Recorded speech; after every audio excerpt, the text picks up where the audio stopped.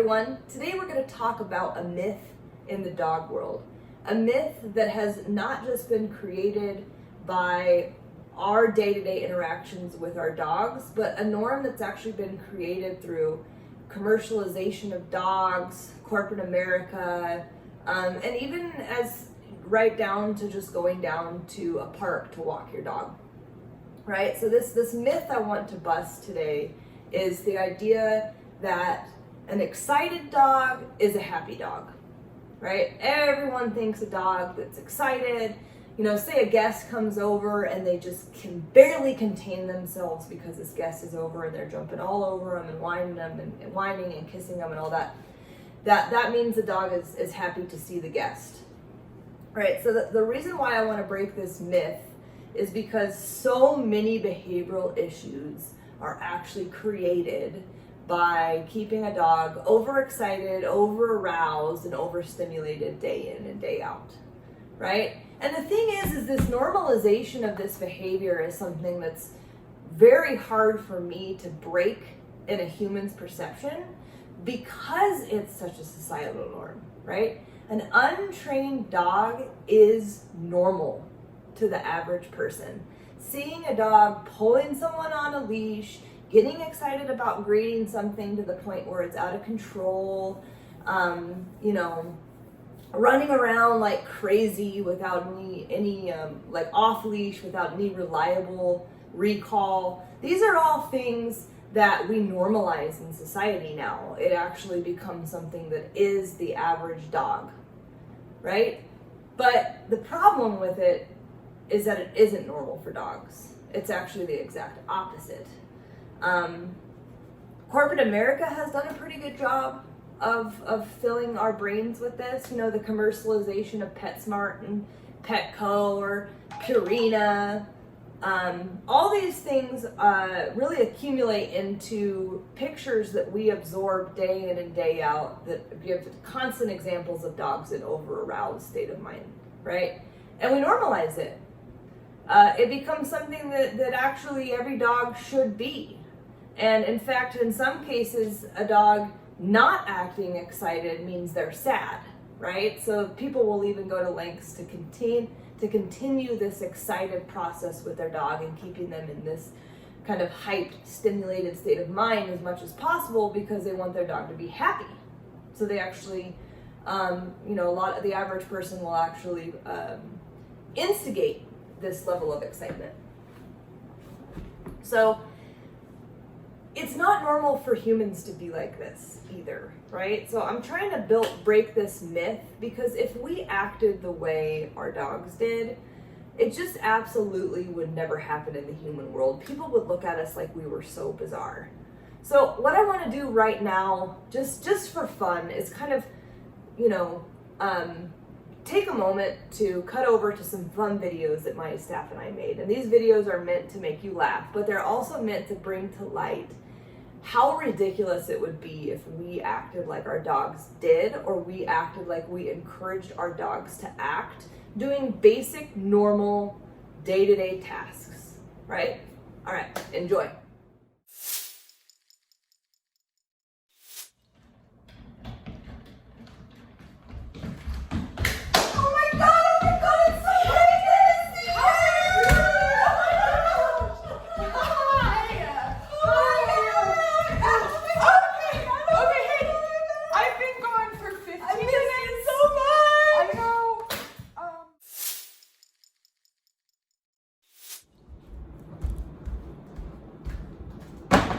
Oh my gosh. Are you going for a walk? Oh yeah. Are you gonna go for a walk? Yeah. Oh my gosh. Yeah. Is there any way You that I wanna can go? possibly Oh my god, can I please go? Can I please go for a walk? Please. Please. Yes, you can go for a walk. Please. You can go for a walk. Can you move out of the way, please? All right, let's go.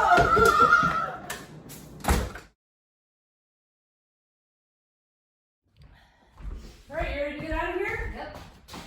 Grab our stuff. Let's Oh go. my God, are you coming with us? Where are you guys going? I would I'm love so excited. to go with you. Are It's we gonna be the best going in thing the the car? world. Oh my god, you guys! I love the car. Okay, so really funny We enjoyed making those videos, but if you really break it down, it's super normal to go out a doorway to go on a trip into a car, right? We normalize that. It's not a big deal. We haven't hyped it up to be this big thrill ride. But for some reason, the average dog owner is going to play into that to create as much excitement as possible. You want to go for a walk? You want to go for a car ride? And we get these dogs into these just jacked up states of mind, and we're already setting the dog up for failure. Dogs cannot see straight when they're in that state of mind. They actually have a very low capacity for learning when they're in that state of mind. They're definitely not going to hear you. Much like a kid playing with their friends in a play group, it's going to be harder to capture their attention and get them off of the focus that they're on because it's an exciting experience, right? Same thing with dogs. But yet we continue to keep them in this state of mind because we think they're happy. So you can see where this actually backfires for the average dog owner because we're actually, creating a level of excitement in our dogs that makes them untrainable. And then we're getting frustrated with them because they're not listening. And then we cycle this over and over and over again. So this becomes a significant level of toxicity to the dog, and also to the dog and the human relationship, right? Because now the human is associated with this level of excitement that's coming from the human all the time. So I just want to kind of go over a couple examples of what overexcitement and overstimulation might look like, right? So a dog who can't relax is automatically in that category. They are overstimulated. You can run them all day long. They are not going to relax. That's because they're anxious too. That's an anxiety thing, right? So a dog that cannot relax because they're overstimulated. A dog that's pacing constantly, back and forth, gets up and lays down right here, gets up, paces to the other side of the room, lays down, gets up, paces to the other side of the room, lays down, gets up. That's a dog that's over aroused and overstimulated. Any form of uncontrollable excitement towards people, dogs, car rides, anytime that you absolutely cannot access your dog's brain or stop a behavior from happening because the excitement is so high, that's an example of overexcitement that's going to turn into overstimulation.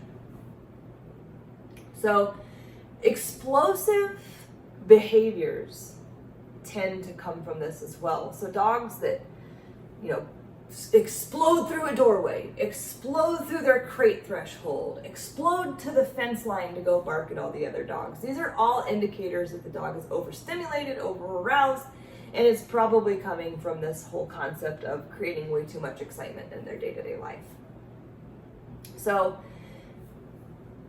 that doesn't necessarily compute to happiness. So the example that I have to make this comparison of why this level of excitement day in and day out is toxic, my go-to is always a roller coaster at an amusement park. And if you can put yourself in this situation where you are going to this amusement park every single day and you're riding this roller coaster every single day, right? How would that feel? At first, the first day you do it, you love it. You get a big endorphin and dopamine kick. You're thrilled, there's so much excitement, and you think, oh my gosh, I can totally do it the next day. And maybe you can. But can you do it for weeks, months, and years on end? That's the question. And 99.99999% of humans out there, the answer is going to be no. And in 100% of the cases with dogs that I work, the answer is no. No one can live in that level of excitement day in and day out and actually maintain some certain level of happiness. There's good stress and there's bad stress. And too much of good stress can become bad stress. And that's exactly what's happening at the roller coaster, the amusement park with the roller coaster. And that's exactly what's happening in the majority of homes that I work with. They're on that roller coaster and they can't even get off of it if they tried because it's become such an integrated habit that's a part of their day-to-day life, right? So the chemical uploads in the body are the same thing as riding the roller coaster. This level of excitement produces adrenaline. It produces cortisol hormones. And if you remember, those are the same hormones that were produced with a dog who's in prey drive too much. And oftentimes, dogs who are overexcited, over-aroused, and overstimulated are also in prey drive too much. So these things are very, very interconnected. And it gets to the point where the dog is actually starting to suffer severe behavioral issues. And in some cases, they're more minor, but they almost all kind of stem from this, right?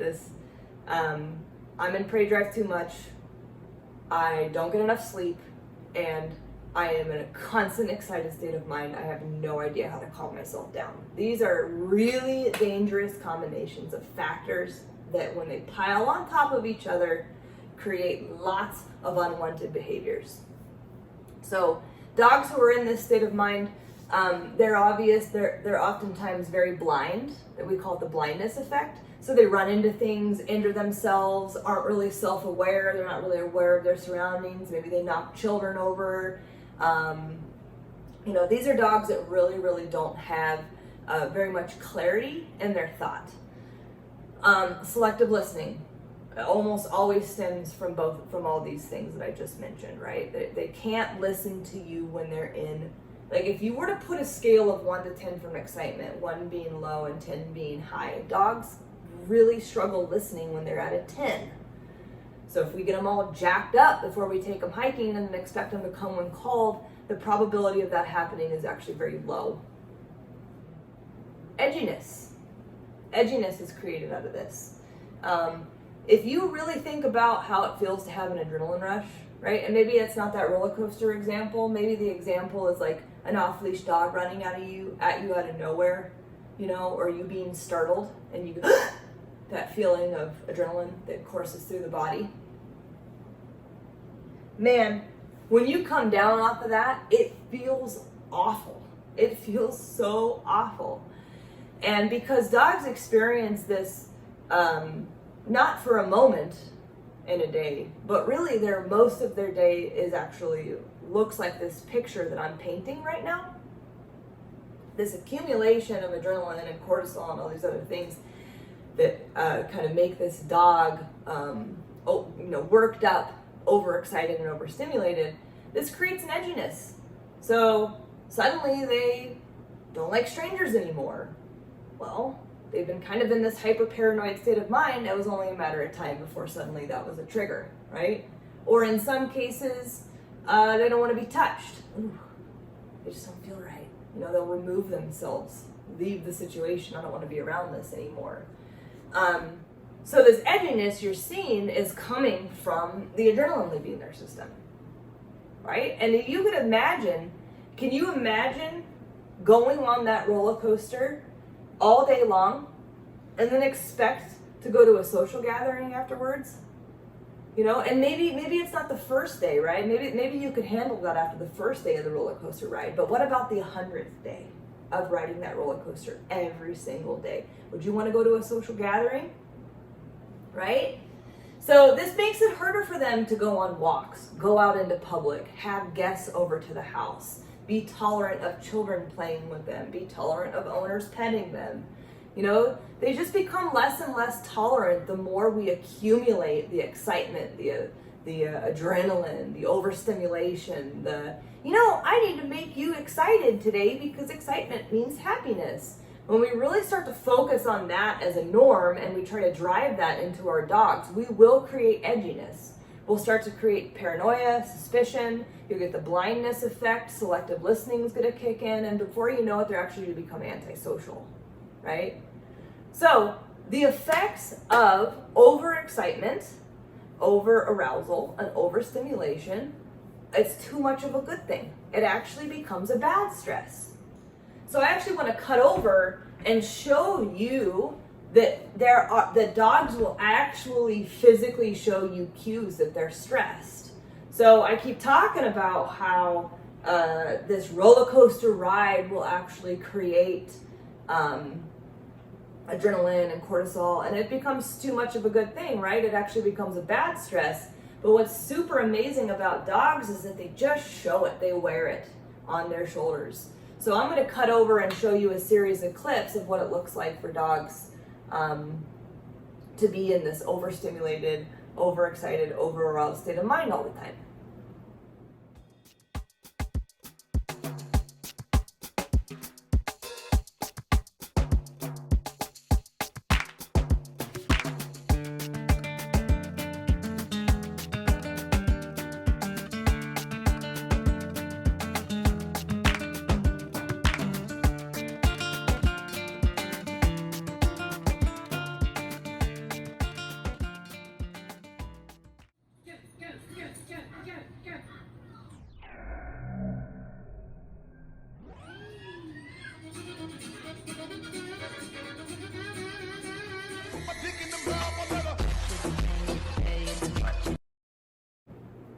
So we need to manage this. And not only do we need to manage this, we need to educate people on this. This should not be a social norm anymore. This is what's creating dogs in shelters, dogs biting, dogs attacking other dogs. This is such a huge root cause in all the problems that I see in dogs in the dog world that we need to rise above this norm, change our perception, and start to normalize normal behavior, right? Not normalize untrained dogs, but normalize that dogs going in and out of doorways shouldn't be Chuck E. Cheese. It shouldn't be that roller coaster ride. It shouldn't feel like the most exciting thing they've ever done in their entire lives. It should feel as normal as you and I going through the doorways. And that's just one example. There are 100 examples that I could give you of dogs exceeding this level of normalcy past the point of even being able to have clarity in what it is that they're doing. They're so blind, they're just going through these excited motions where they can't even see straight.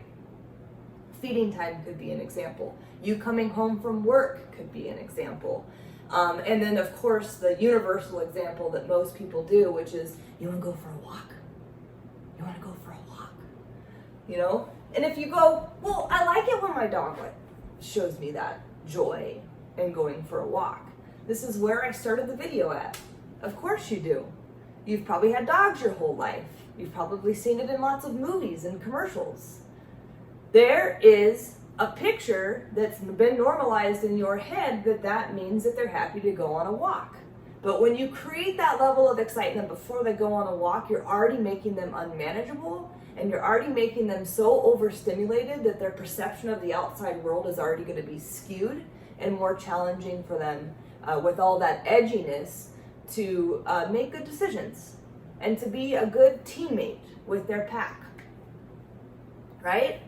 So our focus is to create a more productive lifestyle for you, one that has rules and boundaries and limitations, and also one that will grant you plenty of activities that you can share with your dog that are productive, that create a good state of mind, that don't produce adrenaline, and really just decrease the amount of time that the dog has to be on that roller coaster, right? Let's make the roller coaster enjoyable when we're on it, and then when we're not on it, let's just be normal and chill, right? And of course some of you might be going, oh, my dog's not capable of that. Well, your dog is capable of that. They just haven't been shown how to be. So once we show them how, then it's just really up to maintaining it, right? And not trying to drive it with more excitement. Simple solutions. Simple solutions for you to, arrange your world would be more crate time, right? Get that sleep, right? In that sleep video, get those dogs to sleep more. That will help so much with the overstimulation and over-arousal side of things. Pick up your toys. Toys create lots of excitement. They also keep a dog really busy. They set a dog up to not want to relax, but to keep themselves occupied. So pick up your toys, pick them up all day, and maybe once a day you put them down, you allow your dog to play with them for 30 minutes, and then you pick them back up and put them away, and that's all they get for the day in terms of toys. And that goes for bones as well. Do not have bones out. That's also something that will create a dog who's overstimulated. Okay, close all doggy doors. Don't let them have indoor-outdoor access. That way they don't get into that pacing, neurotic, toxic behavior that I was talking about earlier. Get them on a potty schedule. Take them out 6 times a day. Make sure you get them out on that schedule, and then while you're doing that, you can slow the doorways down. You can start asking for sit and creating a permission base where you actually have to be the one to release them to go outside. And that will be part of our training program here in the next weeks. But for now, since you don't have that practice, really just eliminating that access to the indoor-outdoor access whenever they want and getting them on that potty schedule is going to be unbelievably helpful in eliminating that overexcitement and overstimulation. Stop adding excitement to things. Don't say, do you want to go for a walk? Do you want to go for a car ride? Or mention their favorite word so that they bound up with excitement and already go from a 1 to a 10 on that scale of excitement. Right? And just try to start normalizing day-to-day activities. You know, if you stop creating so much excitement behind all these things, your dog is going to still show you excitement. They've been trained to, right? And of course, when they're going on a walk, they're going to be somewhat thrilled. But we don't have to drive it any more than it would naturally happen. And you'll even notice that if you remain neutral and you don't feed into this excitement like you probably normally would, and it's going to feel weird. It's going to feel so abnormal to you because that's probably a norm of yours. But you will notice how quickly your dogs will come up with something else when they're not being driven to be excited and you're just kind of acting neutral. Like, hey dude, this is a normal activity. We don't have to act like that. You know, they might even kind of be baffled by this new you. Wow, that's not typical from my owner. I don't usually get that. What is this? And then they'll start to calm down really quickly. So as we continue to move forward and I continue to give you more and more tidbits of information to combat the prey drive, combat the lack of sleep, combat this concept of being way too excited and on this roller coaster ride way too much. I'm going to give you piece by piece all the things that you need to get to that point. But in the meantime, you can just follow some of these simple solutions and you're going to notice a huge difference in your dog right away because you're eliminating that access for them to remain on that roller coaster ride all day long, day in and day out. If you guys have any questions about this, or maybe you don't feel like you fit into this category that I'm talking about today with the overexcitement, I am more than happy, and my staff is more than happy to answer any questions you might have on Facebook or even with the live Q&A. All right, thank you.